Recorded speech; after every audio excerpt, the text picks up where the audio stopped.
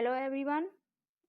तो आज हम लोग सीटेट पेपर सेकेंड 2021-22 वाला में जो ऑनलाइन एग्ज़ाम हुआ था उसका प्रीवियस ईयर सॉल्व करेंगे। तो आप लोग मेरे साथ सॉल्व करिए। पहले हम लोग CDP ही देंगे, बाल विकास एवं शिक्षण विधि। ठीक है, तो पहला क्वेश्चन है, बाल विकास में संवेदनशील अवधि का क्या अर्थ है। ठीक है, इसका ऑप्शन है केवल संज्ञान और सीखने में तेजी से प्रगति से संबंधित अवधि, विशिष्ट क्षमताओं के विकास के लिए इष्टतम अवधि, वह काल जिसमें केवल भाषाई विकास को गति दी जा सके, वह अवधि जिसमें शारीरिक वृद्धि अपने चरम पर होती है। तो पहला का आंसर होगा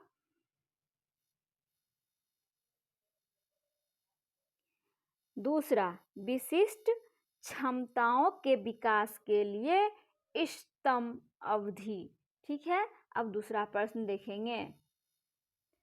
विकास का शीर्षगामी सिद्धांत प्रतिपादित करना है कि, इसका ऑप्शन है विकास सिर से पांव तक होता है, विकास केंद्र से छोरों तक होता है, विकास पैर से सिर की ओर होता है, विकास छोरों से केंद्र की ओर बढ़ता है।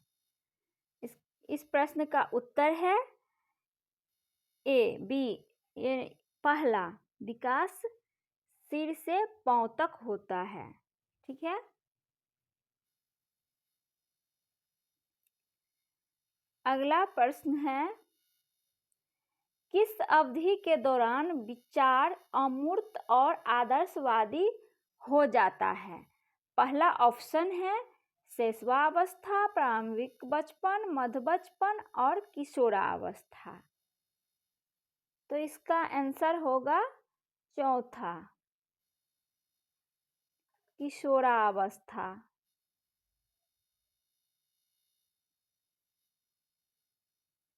अब चौथा क्वेश्चन देखते हैं।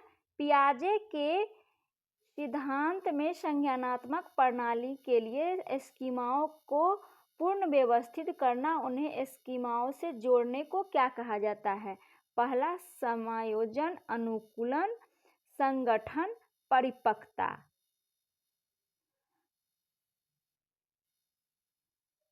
तो इसका आंसर होगा तीसरा नंबर, संगठन। ठीक है, पांचवा क्वेश्चन है, डॉट डॉट में बच्चे मानसिक रूप से समस्याओं को हल कर सकते हैं, लेकिन समस्याओं को स्वयं सामग्री से संबंधित होना चाहिए, न कि प्रतीकों से। ठीक है, इसका ऑप्शन है अमूर्त सक्रियात्मक अवस्था, मूर्त सक्रियात्मक अवस्था, संवेदी चालक अवस्था और चौथा है पूर्व सक्रियात्मक अवस्था। तो इसका आंसर होगा दूसरा, मूर्त सक्रियात्मक अवस्था। छठा नंबर प्रश्न देखते हैं। सामाजिक निर्माणवादी सिद्धांतवादी बच्चे को किस तरह देखते हैं। एक, कोरी पट्टी, ज्ञान के निष्क्रिय प्राप्तकर्ता, ज्ञान के निर्माण में शामिल सक्रिय प्राणी, लघु वयस्क। तो इसका आंसर होगा तीसरा, ज्ञान के निर्माण में शामिल सक्रिय प्राणी। ठीक है, अब अगला प्रश्न देखते हैं। सातवां प्रश्न है, छात्रों के बीच संवाद को प्रोत्साहित करना और पार प्रदान करना किसका उदाहरण है। ऑप्शन नंबर, समीपस्थ विकास का क्षेत्र बनाना, प्रतिक्रिया का अनुबंधन, सकारात्मक पूर्ण बलन, सीखने का हस्तांतरण। इसका आंसर होगा समीपस्थ विकास का क्षेत्र बनाना। ठीक है, अगला है, किसने प्रस्तावित किया कि नया ज्ञान बच्चे के मौजूदा ज्ञान और समर्थन के ज्ञान जानने में सक्षम होने के बीच के अंतर में निर्मित होता है। इसका ऑप्शन है लेवाइगोस्की, जीन पियाजे, हार्वर्ड गार्डनर और इवान पावलोव। इसका ऑप्शन नंबर 1 होगा, ले वाइगोस्की।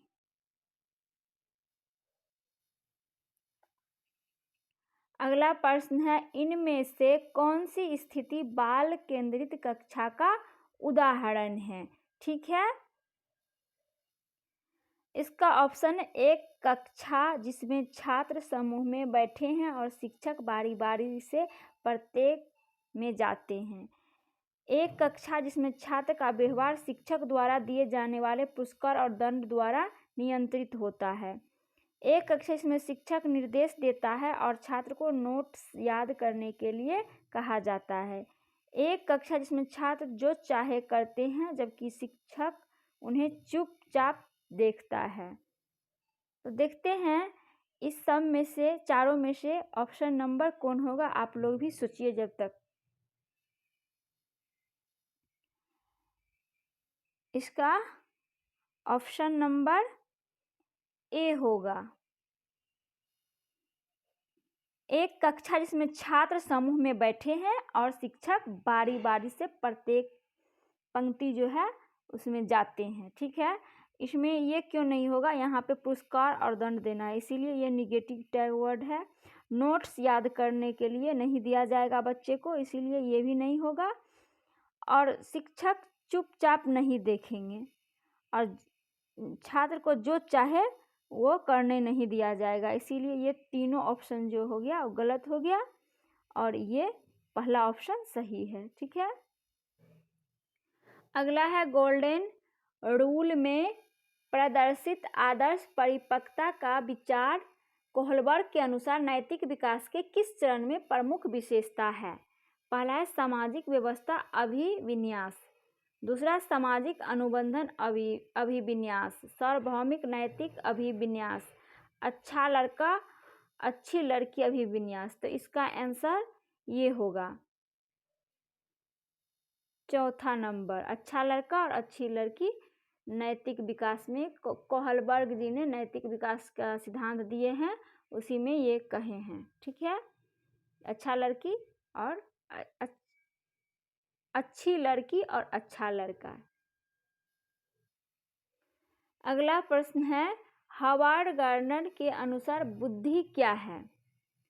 इसका ऑप्शन नंबर 1 व्यवहार में सकारात्मक परिवर्तन, व्यवहार में नकारात्मक परिवर्तन, मूल उत्पादों का उत्पादन करने की क्षमता, कई विशिष्ट क्षमताओं का एक समूह। तो इसका जो आंसर होगा ये चौथा नंबर, कई विशिष्ट क्षमताओं का एक समूह। ठीक है, अब अगला प्रश्न जो है कथन और कारण है, इसमें ए और आर। शिक्षक को मानकीकृत पाठ्यक्रम, शिक्षा शास्त्र और मूल्यांकन के तरीकों का पालन करना चाहिए। और कारण में जो है शैक्षिक प्रणालियों का बच्चों के बीच व्यक्तिगत मतभेद को नज़रअंदाज करना चाहिए और उन्हें खारिज करना चाहिए। यहाँ सही विकल्प चुनें। इसका ऑप्शन है ए और आर जो है दोनों सही है और आर जो है सही व्याख्या करता है एक की। दूसरा है ए आर दोनों सही है लेकिन आर सही व्याख्या नहीं है एक की। और तीसरा है ए सही है लेकिन आर गलत है। और चौथा है ए और आर दोनों गलत है लेकिन इसका आंसर जो होगा ये चौथा होगा, ए और आर जो है कथन और कारण दोनों गलत है। 13 प्रश्न नंबर 13, लड़कियों को भाषा और कलाओं को अपनाने के लिए प्रोत्साहित करना और गणित और विज्ञान को अपनाने के लिए उन्हें हतोत्साहित करना एक उदाहरण है। ऑप्शन नंबर जेंडर समानता, जेंडर स्थिरता, जेंडर भेदभाव, जेंडर सशक्तिकरण। तो इसका आंसर होगा जेंडर भेदभाव। ठीक है, कि लड़का है तो गणित और विज्ञान लेगा और लड़की है तो कोई कला 8 सब्जेक्ट लेंगे। सब्जेक्ट में भी भेदभाव दिया गया है। निम्नलिखित में से कौन सा कथन जो है सामाजिक रचनात्मक दृष्टिकोण के अनुसार भाषा और विचार के बीच संबंध का सही वर्णन करता है। पहला है, भाषा विचार निर्धारित करती है। विचार भाषा द्वारा शासित और निर्देशित होता है। भाषा और विचार के बीच संबंध द्विदिशात्मक है। और चौथा है, भाषा और विचार स्वतंत्र संज्ञानात्मक क्षमताएं हैं। तो इसका आंसर होगा तीसरा नंबर, भाषा और विचार के बीच संबंध द्विदिशात्मक होगा। ठीक है, अब अगला प्रश्न देखते हैं। सीखने के आकलन के बजाय सीखने के लिए आकलन पर ध्यान केंद्रित करना सुनिश्चित करने के लिए इसमें क्या शामिल करना महत्वपूर्ण है? पहला है स्व-मूल्यांकन, दूसरा सहकर्मिक मूल्यांकन, गुणवत्ता प्रतिक्रिया, मात्रात्मक मापदंड के आधार पर छात्र को बीच तुलना करना। तो इसमें से चुनना है कि कौन इसका पॉजिटिव वर्ड होगा। ठीक है, तीसरा चौथा होगा, या पहला दूसरा तीसरा होगा, या दूसरा तीसरा चौथा होगा, या पहला दूसरा तीसरा चौथा होगा। तो इसका आंसर होगा दूसरा, पहला दूसरा तीसरा। ठीक है, अब अगला प्रश्न देखते हैं। अगला प्रश्न है, निम्नलिखित में से कौन सा प्रथा जो है शिक्षा में समावेशन को बढ़ावा देती है? ऑप्शन नंबर, छात्र को शारीरिक दंड, प्रतियोगी परीक्षाओं के लिए सीखना, विविधता का सम्मान, मानकीकृत पाठ्यक्रम। तो इसका आंसर होगा विविधता का सम्मान। तीसरा प्रश्न, तीसरा इसका उत्तर होगा। ठीक है, अगला क्वेश्चन देखते हैं क्या है। निम्नलिखित में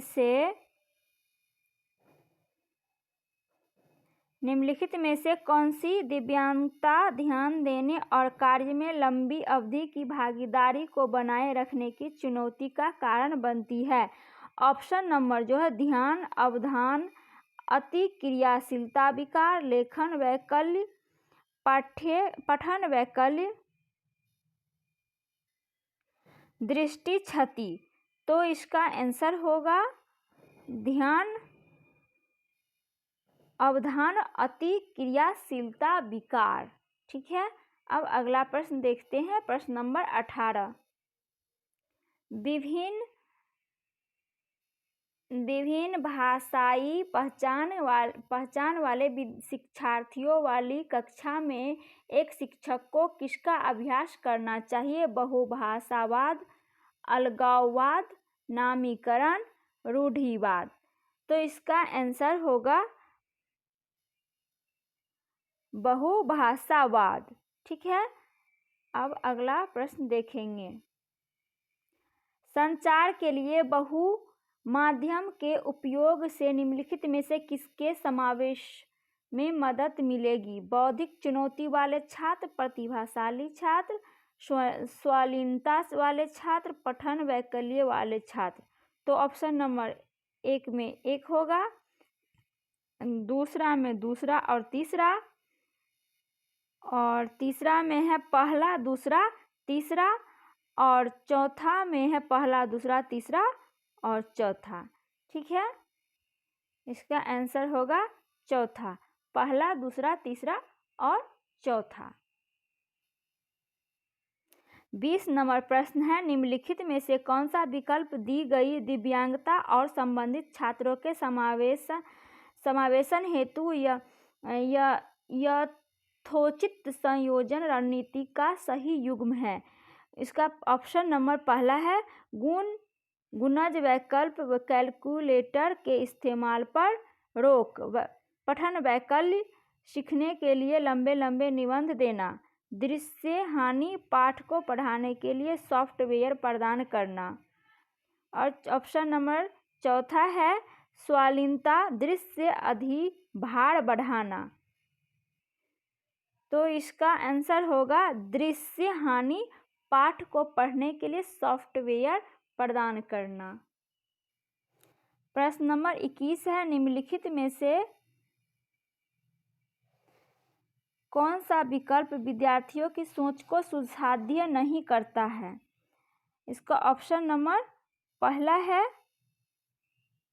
सक्रिय भागीदारी, सार्थक गतिविधियां, निष्कर्षीय सुनना, सामाजिक भागीदारी। तो इसका आंसर होगा निष्क्रिय सुनना। 22 प्रश्न, छात्रों के लिए व्यवहारिक करके सीखने वाली गतिविधि को या की के से छात्र के अधिगम को डैश डैश की संभावना है। ऑप्शन नंबर टालने, सुधरने, सुविधा देने, बढ़ने, प्रस्तुत से ठहरने या रोकथाम बढ़ने। ठीक है, तो इस प्रश्न का उत्तर होगा तीसरा, प्रस्तुत से ठहरने। सॉरी, इसका आंसर होगा सुविधा देने, बढ़ने। 23 प्रश्न नंबर, अधिगम के संदर्भ में निम्नलिखित में से कौन सा कथन सही है? इसका ऑप्शन है छात्र सबसे अच्छा तब सीखते हैं जब वे उन गतिविधि में भाग लेते हैं जो उनके संदर्भ से संबंधित होती है। दूसरा ऑप्शन है छात्र सबसे अच्छे तब सीखते हैं जब वे उन गतिविधि में भाग लेते हैं उनके संदर्भ से संबंधित नहीं होते हैं। नहीं होना, ये यहाँ क्या हो गया, गलत हो गया। जब छात्र अर्थहीन गतिविधियों में भाग लेते हैं वे सबसे अच्छा सीखते हैं। यहाँ पे अर्थहीन जो हो गया ये गलत हो गया। चौथा है यांत्रिक गतिविधियों में भाग लेने पर छात्र सबसे अच्छा सीखता है। यहाँ पर यांत्रिक गतिविधि जो होगा ये रॉन्ग हो गया, इसीलिए इसका आंसर जो होगा ये पहला होगा। छात्र सबसे अच्छा तब सीखता है जब वे उन गतिविधियों में भाग लेते हैं जो उनके संदर्भ से संबंधित होती है। एक नए विषय का परिचय देते समय शिक्षक को ऐसे प्रश्न पूछने चाहिए जो ऑप्शन नंबर छात्रों से पूरी तरह अपरिचित क्षेत्र से हो, उनकी संज्ञानात्मक क्षमताओं से काफ़ी परे हो, पढ़ाए जाने वाले विषय से संबंधित नहीं हो, अध्ययन किए जाने वाले विषय को छात्र के पूर्व ज्ञान से जोड़ते हो।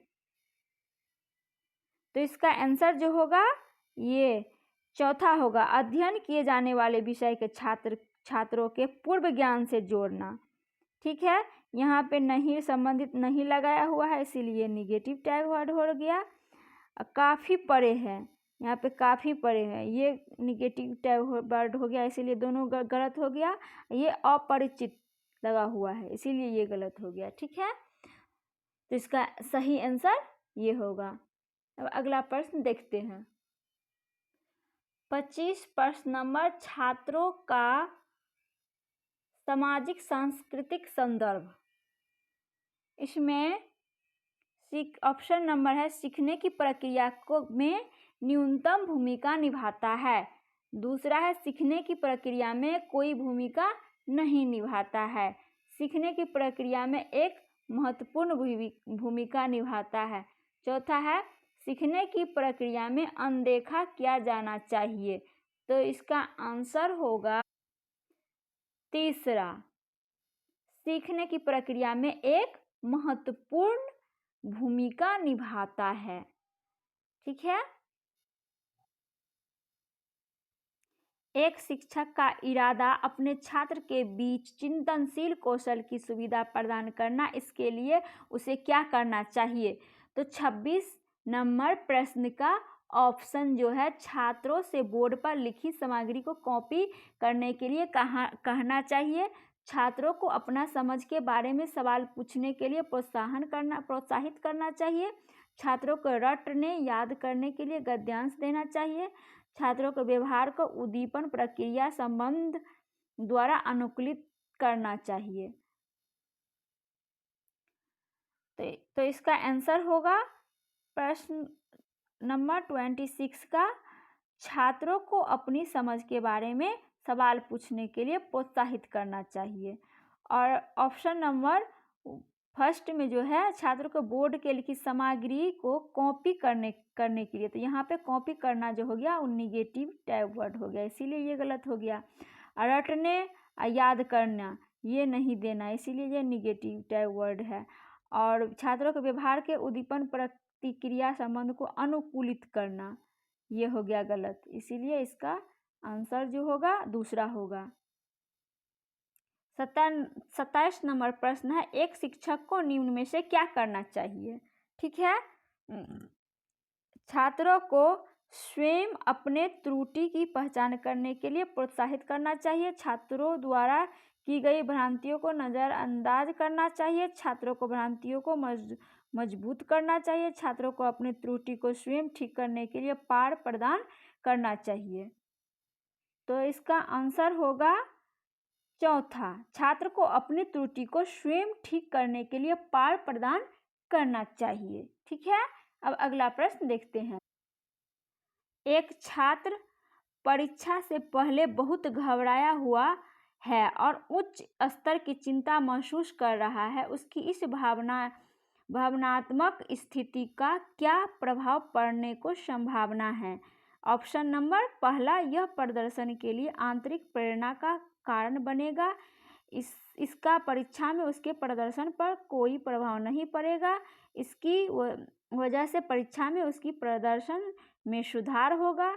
और चौथा, यह परीक्षा में उसके प्रदर्शन को नकारात्मक रूप से प्रभावित करेगा। तो इस प्रश्न का उत्तर जो होगा चौथा, यह परीक्षा में उसकी प्रदर्शन को नकारात्मक रूप से प्रभावित करेगा। ठीक है, प्रश्न नंबर 29 है, निम्नलिखित में से कौन सा प्रेरणा के स्रोत और प्रेरणा के प्रकार का सही मिलाप युग्म है। पहला है जिज्ञासा आंतरिक प्रेरणा, समकक्षीय की सराहना आंतरिक प्रेरणा, जिज्ञासा शिक्षक की प्रशंसा आंतरिक प्रेरणा, मैच में ट्रॉफिक आंतरिक प्रेरणा। इसका आंसर होगा एक, जिज्ञासा आंतरिक प्रेरणा। निम्नलिखित में से कौन सा विकल्प किसी संप्रदाय की समक्ष में सुसाध्य नहीं करेगा। ऑप्शन नंबर है, छात्र को शिक्षक द्वारा दिए गए नोट से उत्तर की प्रतिलिपि बनाने के लिए कहना, छात्र से उस संप्रदाय को अपने शब्द में समझने के लिए कहना, विद्यार्थी से विशिष्ट उदाहरण से सिद्धांत बनाने के लिए कहना, छात्रों से विभिन्न स्थिति के बीच समरूप उत्पन्न करने के लिए कहना। ठीक है, तो 30 नंबर प्रश्न का उत्तर होगा पहला, छात्र को शिक्षक द्वारा दिए गए नोट से उत्तर की प्रतिलिपि बनाने के लिए कहना। ये क्या होगा, यहाँ पे सबसे पहले देखना है कि नहीं कहा गया है। पहले प्रश्न पढ़ेंगे, उसमें नहीं है या है, ये पहले हम देखेंगे, उसके बाद ऑप्शन पे ध्यान देंगे। ठीक है, ये वीडियो बहुत महत्वपूर्ण है।